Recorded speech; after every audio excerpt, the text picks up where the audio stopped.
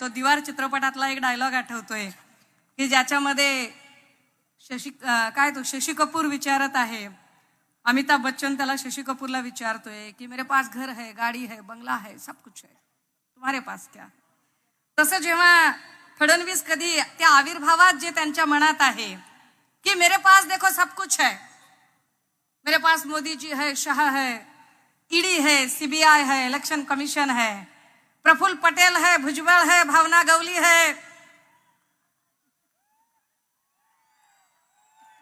मेरे पास सब कुछ है, क्या है तुम्हारे पास? हम बड़े फक्र के साथ कहते हैं हमारे पास संजय राउत है।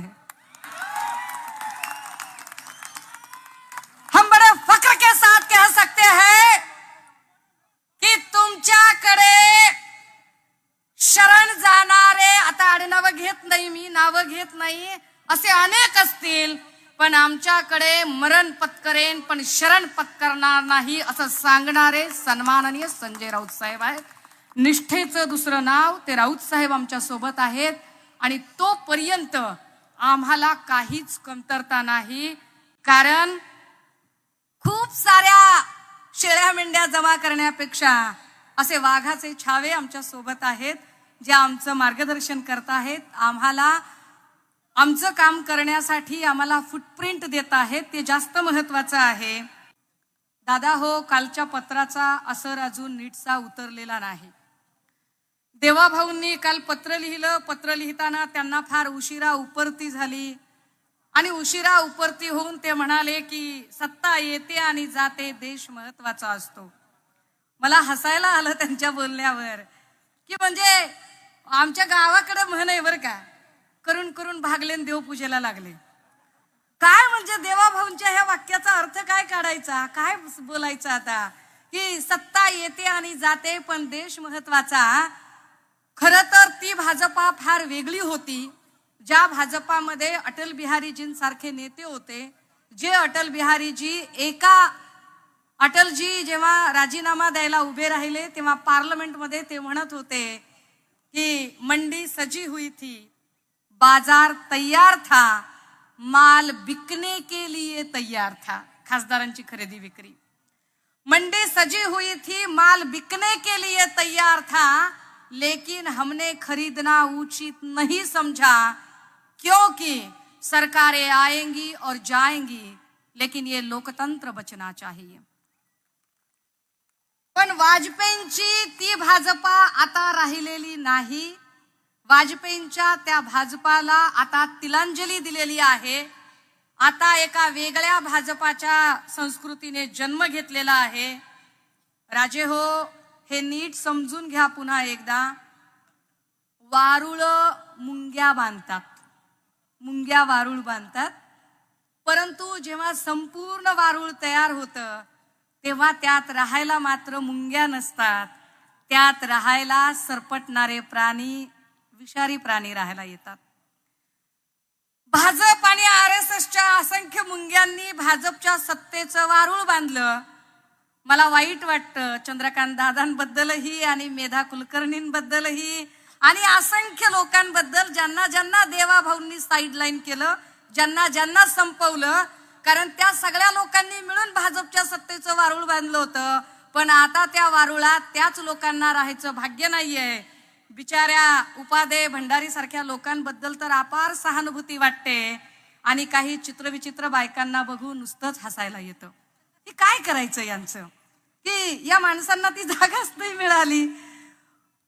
दादा हो, ह्या सगळ्या लोकांमध्ये, ह्या सगळ्या सिनोरिओमध्ये फक्त आणि फक्त स्वतःच्या मुख्यमंत्री पदाच्या अतीव महत्वाकांक्षेपोटी, आपल्या अत्यंत हावरट स्वभावापोटी, सत्तेची किती ओढ, किती चटक असावी एखाद्याला की ती सत्ता आणि ती खुर्ची हस्तगत करण्यासाठी महाराष्ट्राचं राजकारण देवाभाऊंनी कायम अस्थिर ठेवलं।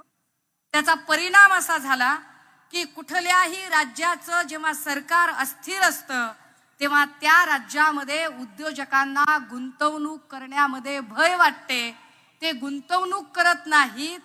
परिणामी इथली सरकार देवाभाऊंनी, देवेंद्र फडणवीसांनी इतकी अस्थिर ठेवली की ज्याचा परिणाम इथला एक एक उद्योग बाहेर जायला लागला आणि पुणे मुंबई जिथे अख्ख्या राज्यातनं लोक आपलं पोट भरायला येत होते, वेगवेगळ्या कंपन्यांमध्ये काम शोधायला येत होते, आता ते काम त्यांना मिळणार नाही अशी परिस्थिती निर्माण झाली.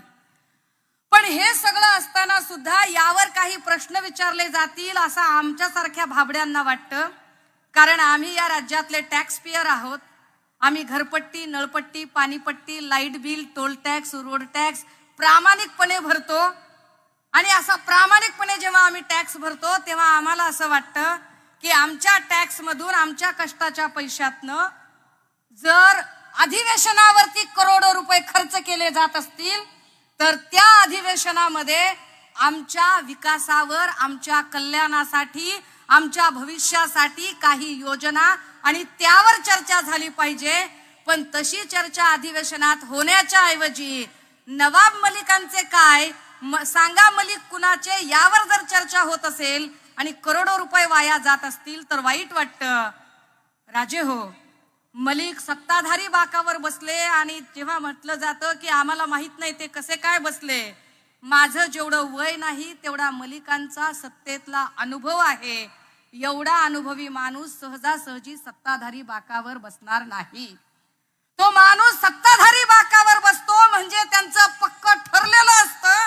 एक दिवस नाही, तब्बल 2 दिवस तो सत्ताधारी बाकावर माणूस बसतो. याचा अर्थ त्यांची आपसी म्युच्युअल अंडरस्टँडिंग असते.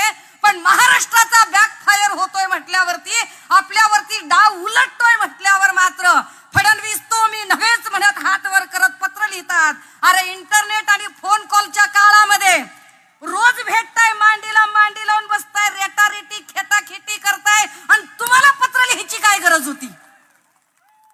कुणाला येड्यात करता तुम्ही?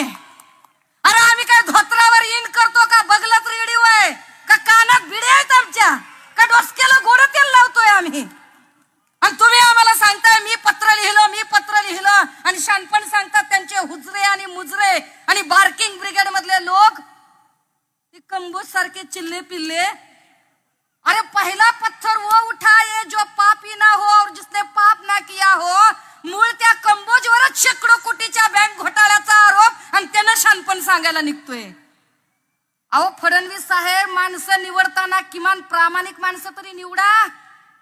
आमच्याकडे बघा, आम्ही प्रामाणिक माणसं आहोत. आम्ही लाख वेळा सांगतो, हे कधी बी चेक कर रे, कधी बी कुठलाच ईडी सीबीआय क्रिमिनल रेकॉर्डचं बॅगेज नाहीये आमच्याकडे. लय लय पक्के माणसं होत आणि लय स्वच्छ होत आम्ही.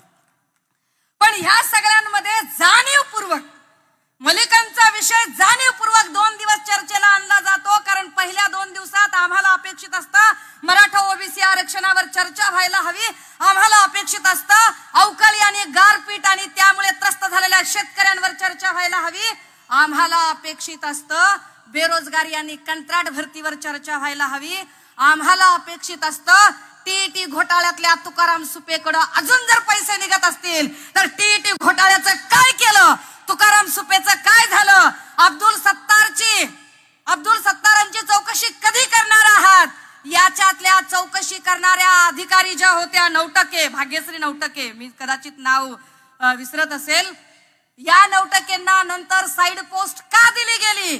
जे जे लोक तपास अधिकारी म्हणून काम करत होते त्या प्रत्येक तपास अधिकाऱ्याला टीईटी प्रकरणातनं साइड पोस्ट करत का बाजूला केलं गेलं? यावर फडणवीस टकार शब्द बोलत नाहीत. ललित पाटील प्रकरणात पहिल्या दिवशी जी नावं घेतली होती त्याच्यावर आजही ठाम आहे मी. आजही ठाम आहे मी की ललित पाटील प्रकरणामध्ये होय, मी म्हटलं होतं डॉक्टर मरसाळे, डॉक्टर देवकते यांच्यावर कारवाई झाली पाहिजे. पण देवकतेंचं स्टेटमेंट नजरेआड करता येत नाही. देवकतेंनी स्पष्ट भाषेत सांगितलं, मैं नाम मात्र हूं. आपल्याच माध्यमातून ऐकलो मी, मीडियाच्या माध्यमातून, की देवकतेंनी स्पष्टपणे सांगितलं मला बळीचा बकरा केलं जातंय. वर एक मोठा नेक्सस आहे. फडणवीस साहेब, तो नेक्सस कधी बाहेर येणार आहे ते सांगा. कारण तुम्ही ससून मधल्या लोकांवरती कारवाई करताय. ससून मध्ये आता फक्त संजीव ठाकूर, चौकशी अहवालात संजीव ठाकूर दोषी आहेत हे पक्क झालंय. अजूनही संजीव ठाकूरची अटक का केली नाही? आणि हो, संजीव ठाकूर म्हणजे शेवटची कडी अजिबात नाही. त्याच्या पुढचं काय ते बोला. कारण ससून मधलं जे काही आहे ते ललित पाटील ससून मध्ये आल्यानंतरचा एपिसोड आहे. मुळात ललित पाटीलला ज्या गुन्ह्यासाठी अटक झाली तो MD ड्रगचं प्रोडक्शन, त्याचं डिस्ट्रीब्युशन, त्याच्या एजन्सी, त्याचे एजंट या सगळ्यांशी संबंधित असणारा नेक्सस कधी बाहेर निघणार आहे यावर देवेंद्र फडणवीसांनी चर्चा करणं अपेक्षित आहे, उत्तर देणं अपेक्षित आहे. माझ्याकडे बोलण्यासारखे असंख्य मुद्दे आहेत, पण तुमच्यासारखीच मी सन्माननीय राऊत साहेबांना ऐकण्यासाठी उत्सुक आहे. ललित पाटील प्रकरणात मला आनंद आणि अभिमान आहे की सन्माननीय राऊत साहेब असतील किंवा माझे पक्षप्रमुख असतील, सगळ्यांनीच वेळोवेळी मला धीर देत मार्गदर्शन करत मला हा मुद्दा उचलण्यासाठी जे आवश्यक ते सगळं प्रोत्साहन दिलं. मी या सगळ्यांची आभारी आहे. आजच्या दिवशी राऊत साहेबांच्या समोर ही एवढीच भूमिका मांडते. कुणाच्याही भावना दुखावण्याचा अजिबात हेतू नाही, पण तरी सुद्धा माझ्या बोलण्यामुळे कुणालाही वाईट वाटलं असेल, राग आला असेल, उपमर्द झाला असेल, चुकून माकून भावना दुखावल्या गेल्या असतील तर अशा सगळ्यांची यापैकी एकाचीही माफी मागणार नाही. माझ्या मतावर ठाम आहे, थांबते, रजा घेते. जय हिंद, जय महाराष्ट्र. तुम्ही पाहत आहात विस्टा न्यूज मराठी.